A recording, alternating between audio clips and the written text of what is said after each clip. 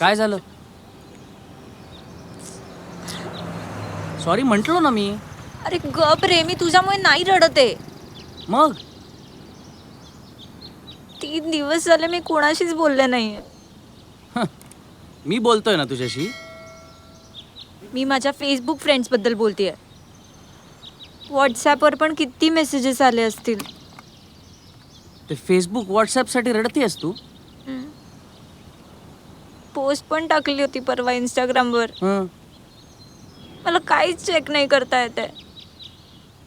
छे, असल्या फालतू गोष्टींसाठी तू रडतयस? फालतू? तुला कळणार नाही रे, सोशल मीडियाशिवाय ना लाईफ खूप कठीण होऊन जातं. मी पण जगतोय ना. तुला असेल सवय, मला नाहीये.